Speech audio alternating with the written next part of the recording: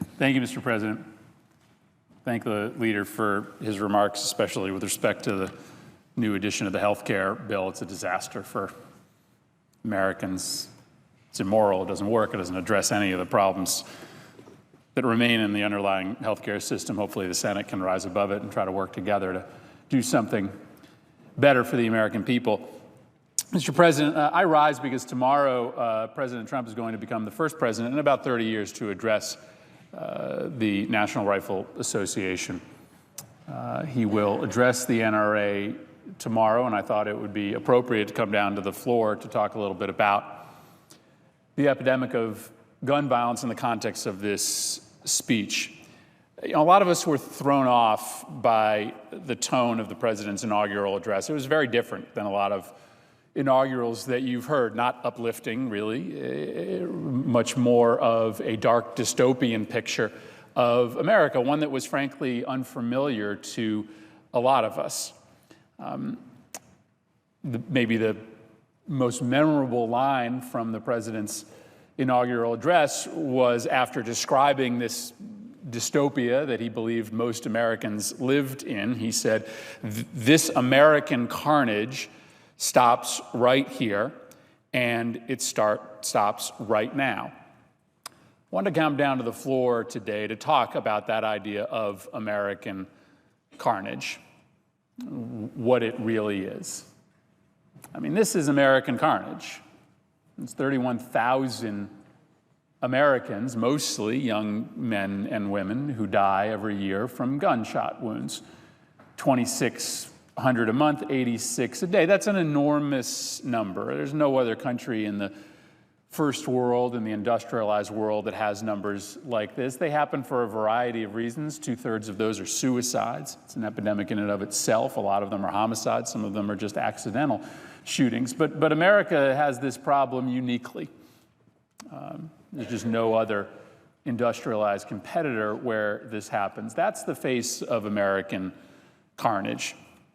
And President Trump is going to address the National Rifle Association tomorrow, an organization that is, frankly, dedicated to continuing this real carnage that is happening in America. You can't explain these numbers through mental illness, right? There's just as much mental illness in all of our economic competitors around the world. You can't explain this through exposure to violent content on TV or the movies or video games. There's plenty of other countries that have rates that are much lower than this, where the kids see that same content.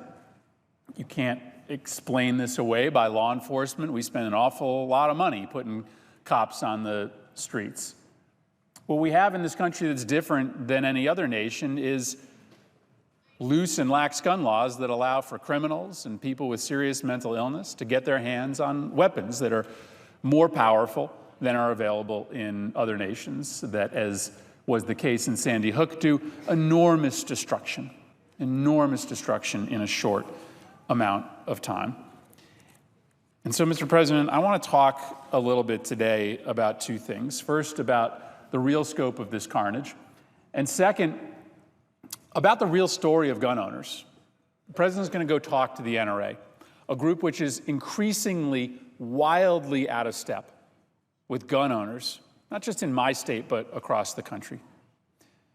So first, I want to talk about this idea of carnage in America, the central focus of the President's inaugural address. And I commend to my colleagues an article that appeared earlier this week, maybe late last week, called "What Bullets Do to Bodies." We don't like to talk about that a lot because, you know, the popular image of a gun today almost is divorced from its actual function. People collect them, people buy them in order to convey a certain image or lifestyle. People certainly have weapons to protect themselves. But very few Americans actually understand what these guns are designed to do. They're designed to kill people. They're designed to hurt people gravely. And in particular, the AR-15 and AR-15 variants, they're dedicated to killing people as fast and as gruesomely as possible. This article, "What Bullets Do to Bodies," follows a trauma surgeon in Philadelphia. I want to read you a few paragraphs from this article. It says, the main thing that people get wrong when they imagine being shot is that they think the bullet itself is the problem, the lump of metal lodged in the body. The action movie hero is shot in the stomach. He limps to a safe house. He takes off his shirt, removes the bullet with a tweezer, and now he's better. This is not trauma surgery. Trauma surgery is about fixing the damage the bullet causes as it rips through the muscle and vessel and organ and bone.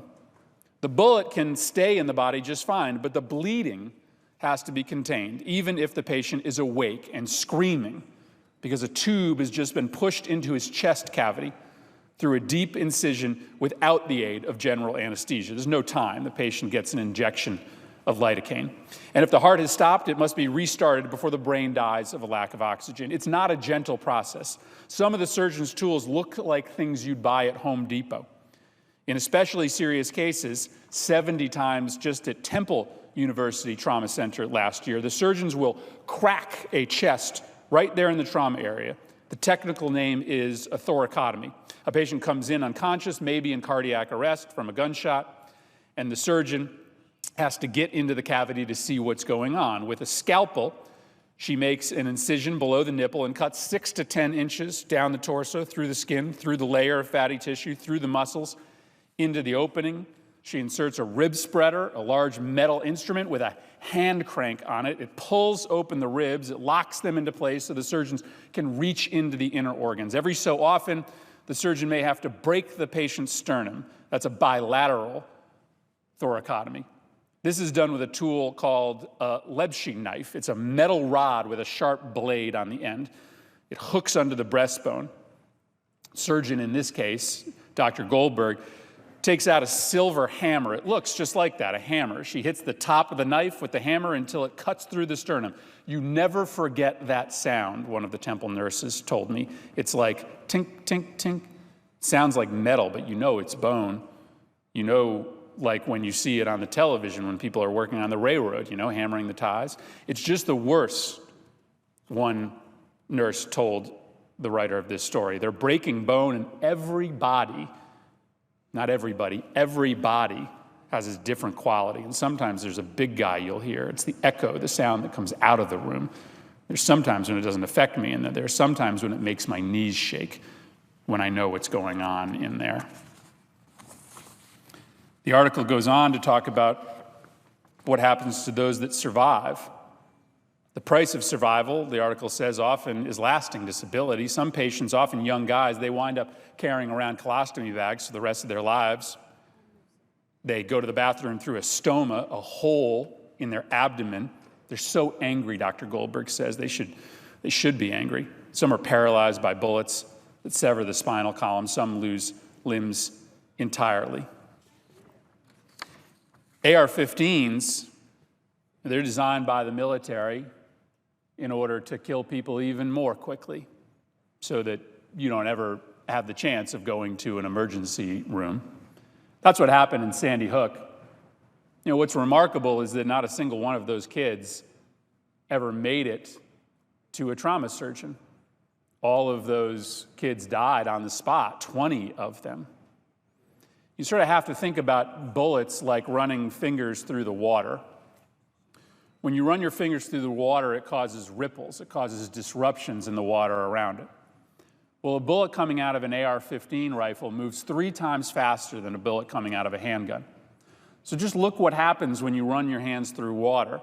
If you run it through at this speed versus running it through at that speed, the ripples and the disruptions, they get bigger, right? And they spread further. Well, that's what happens when the bullet from an AR-15 enters the body of anyone, but it certainly does something different when it enters the body of a 6-year-old. One trauma surgeon says that when it hits bone, it likely will just turn it to dust. And if a bullet from an AR-15 hits the liver, well, this surgeon says, quote, the liver looks like a Jell-O mold that's been dropped onto the floor. I know some people think that AR-15s are fun. They're fun to show off to your friends. They're neat to fire. But that's carnage. A little kid's bones turning to dust in the middle of a first grade classroom. It's not sport. That's American carnage. And you know what? A lot of gun owners get this. A lot of gun owners understand that this has gotten out of hand. There was a poll that was conducted just about 2 weeks ago of gun owners across the country. 80% of them support requiring a background check before you buy a gun. And that's pretty similar to the number that you'd find if you asked gun owners and non-gun owners. But the gun owners in my state were frankly just as shocked and horrified at what happened in that classroom in Sandy Hook as my non-gun owners were. And gun owners in this country increasingly are not represented by the National Rifle Association, the group that Donald Trump is going to go talk to this week.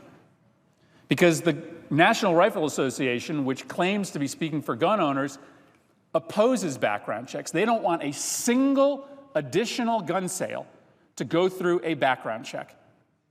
They are just fine with the fact that almost half of all gun sales in this country occur without a background check, meaning that criminals and people with serious mental illness can get a gun so easily in this country that they don't even have to make much of an effort. 86% of gun owners in this poll support prohibiting anyone who's convicted of stalking or domestic abuse from buying a gun. The NRA opposes that. 85% of gun owners support prohibiting those that are on the federal terror watch list or no-fly list from buying a gun. The NRA opposes that. 88% of gun owners believe that you should have a permit to carry a concealed handgun in a public place. The NRA opposes that.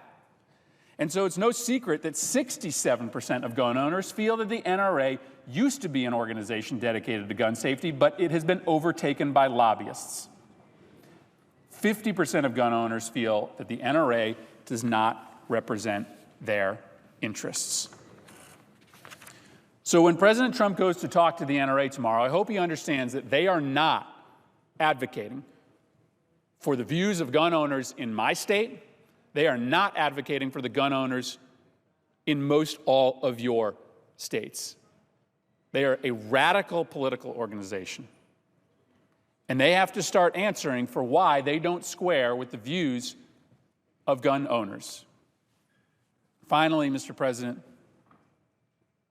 here's a story of American carnage. Keon Huff Jr. was 15 years old when he was shot on March 17th of this year in Hartford, Connecticut. Here's what Keon said to one of his mentors in the North End of Hartford. He said, "I'm either going to go on to college and play basketball or I'm going to die on the street."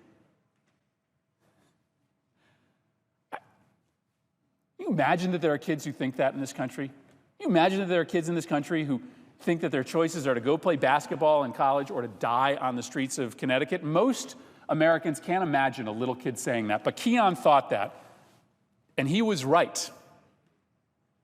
Because he was a great basketball player. He lived at the North End YMCA. He devoted all of his energy to basketball. He wanted to be the next Michael Jordan. If you told him otherwise, he just didn't want to hear it. He was committed to playing basketball in college. But it was the other one that got him. He died in the hallway of his apartment complex when he was shot in the head on Friday, March 17th. He died on the streets of Hartford. He didn't end up going to college to play basketball, and he's just one of 2,600 a month that die from guns, 31,000 a year, 86 a day. A lot of gun owners in this country get that. They understand the flow of illegal weapons into our streets. They understand that there are some weapons out there that are way too powerful, that do those terrible things to bodies when the bullets enter. And when Donald Trump talks to the NRA, I hope he takes them on and asks why they refuse to stand up for policies that will end this American carnage that the president talked about in his speech, and why they won't start actually representing the views of American gun owners. I yield the floor.